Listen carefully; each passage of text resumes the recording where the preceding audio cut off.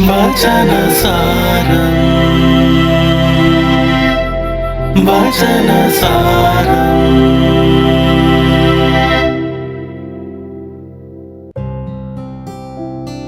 യോഹന്നാന്റെ സുവിശേഷം 16 അധ്യായം 12 മുതലുള്ള തിരുവചനങ്ങളാണ് നമുക്കിന്ന് തിരുസഭ വിചിന്തനത്തിനായി നൽകിയിരിക്കുന്നത്. സുവിശേഷത്തിന്റെ ആരംഭത്തിൽ തന്നെ ക്രിസ്തു പറയുന്നു, എനിക്കിനിയും വളരെയേറെ കാര്യങ്ങൾ നിങ്ങളോട് പറയാനുണ്ട്. പെട്ടെന്ന് നമ്മൾ കേൾക്കുമ്പോഴോ 15 അധ്യായം 15 വാക്യത്തിലോ ക്രിസ്തു തന്നെ പറയുന്നുണ്ട്, ഞാൻ എല്ലാ കാര്യങ്ങളും നിങ്ങളോട് പറഞ്ഞു. ക്രിസ്തു അപ്രകാരം പറഞ്ഞ ക്രിസ്തു പിന്നെ എന്തുകൊണ്ടാണ് എനിക്ക് നിങ്ങളോട് വളരെയേറെ കാര്യങ്ങൾ പറയാനുണ്ട് എന്ന് പറയുമ്പോൾ ചിലപ്പോൾ നമുക്കൊരു കോൺട്രഡിക്ഷൻ ഫീൽ ചെയ്യാനായിട്ട് സാധ്യതയുണ്ട്. ഇവിടെ കൂടുതലായിട്ട് വെളിപ്പെടുത്താനൊന്നുമില്ല. കാരണം ക്രിസ്തുവാണ് പിതാവായ ദൈവത്തിന്റെ വെളിപ്പെടുത്തൽ പൂർണ്ണമായി ഈ ലോകത്തിന് വെളിപ്പെടുത്തിയിട്ടുള്ളത്. അതിൽ നിന്ന് കൂടുതലായിട്ട് വെളിപ്പെടുത്താനുണ്ട് എന്നുള്ളൊരർത്ഥത്തിലല്ല ക്രിസ്തു പറയുക. ക്രിസ്തീയ ജീവിതത്തിന്റെ അന്തസ്സത്തെയും അതിന്റെ ദൗത്യത്തെക്കുറിച്ചും കുറേയേറെ കാര്യങ്ങൾ ഇനിയും നിങ്ങൾക്ക് പറഞ്ഞു തരാനുണ്ട് എന്നുള്ളൊരർത്ഥത്തിലാണ് പറയുക. പക്ഷെ ഇനിയിപ്പോ സമയമില്ല എന്നുള്ള ഒരു കാരണം ഈ ഭൂമിയിലെ ക്രിസ്തുവിന്റെ ജീവിതത്തിന് പെട്ടെന്ന് തന്നെ അവസാനം അല്ലെങ്കിൽ അതിന്റെ പരിസമാപ്തിയിലേക്ക് നീങ്ങുന്നു എന്നുള്ളൊരു ഓർമ്മപ്പെടുത്തൽ അവിടെ കൊടുക്കുന്നുണ്ട്.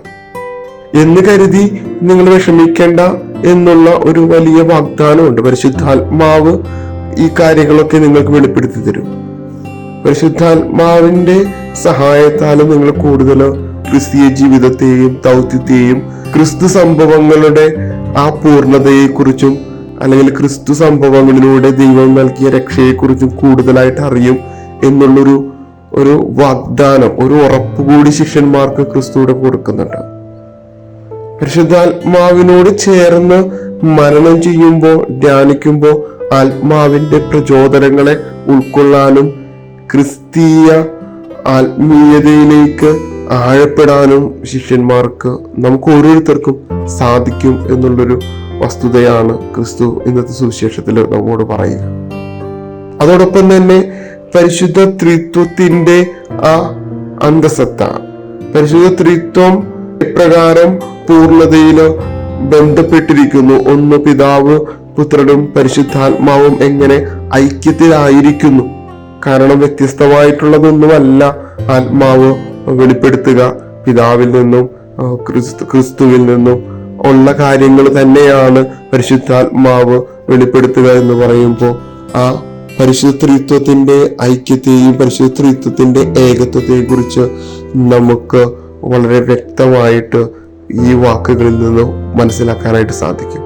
സ്നേഹമുള്ളവരെ, നമ്മൾ ഈ സുവിശേഷ ഭാഗത്തെ ധ്യാനിക്കുമ്പോൾ ഇന്നും സഭയുടെയും ക്രിസ്തീയ ജീവിതത്തിന്റെയും ആത്മീയതയിലേക്ക് ആഴപ്പെടാനായിട്ട് പരിശുദ്ധാത്മാവ് നമ്മെ നയിക്കുന്നുണ്ട്. ആത്മാവിന്റെ പ്രചോദനങ്ങൾക്ക് ചെവി കൊടുക്കുന്നവരാകാം, അല്ലെങ്കിൽ ആ പരിശുദ്ധാത്മാവിന്റെ പ്രബോധനങ്ങളെ മനനം ചെയ്യുന്നവരാകാനായിട്ട് നമുക്ക് പരിശ്രമിക്കാം. നല്ലൊരു ദിവസം എല്ലാവർക്കും നേരുന്നു. ക്രിസ്തീയ ജീവിതത്തിന്റെ ആഴങ്ങളിലേക്ക്, ക്രിസ്തു സംഭവത്തിന്റെ രക്ഷയുടെ ആ വലിയ സന്തോഷത്തിലേക്ക് നമുക്ക് ഇറങ്ങിച്ചെല്ലാനായിട്ട് പരിശുദ്ധാത്മാവ് നമ്മെ എല്ലാവരെയും സഹായിക്കട്ടെ. വചനസാരം വചനസാരം.